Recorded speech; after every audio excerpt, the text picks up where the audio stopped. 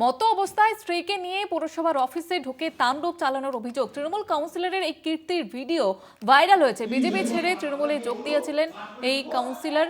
চেয়ারম্যানের অভিযোগ, বিজেপির সঙ্গে আঁতাত দেখে অশান্তি করছেন কাউন্সিলর।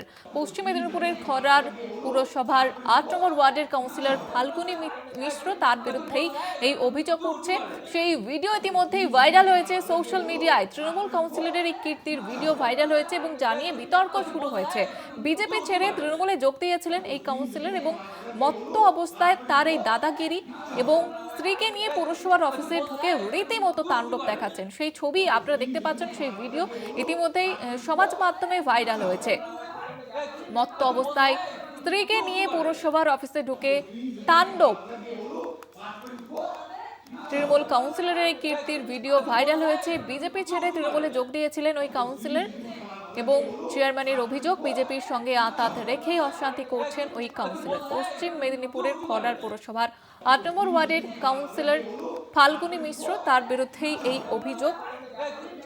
স্ত্রীকে সঙ্গে নিয়ে পৌরসভার মধ্যে তাণ্ডব, মত্ত অবস্থায় তাণ্ডব চালানোর অভিযোগ। ইতিমধ্যে এই ঘটনাকে কেন্দ্র করে বিতর্কের সৃষ্টি হয়েছে, কারণ মত্ত অবস্থায় স্ত্রীকে নিয়ে তিনি পৌরসভার মধ্যে ঢুকে, পৌরসভার অফিসের মধ্যে ঢুকে তাণ্ডব চালাচ্ছেন এবং ইতিমধ্যেই সেই ভিডিও কিন্তু ভাইরাল হয়েছে সমাজ মাধ্যমে। বিজেপি ছেড়ে তৃণমূলে যোগ দিয়েছিলেন ওই কাউন্সিলর এবং বিজেপির সঙ্গে আঁতাত রেখেই এই ধরনের ঘটনা ঘটাচ্ছে, এমনটাই অভিযোগ করা হচ্ছে চেয়ারম্যানের তরফ থেকে।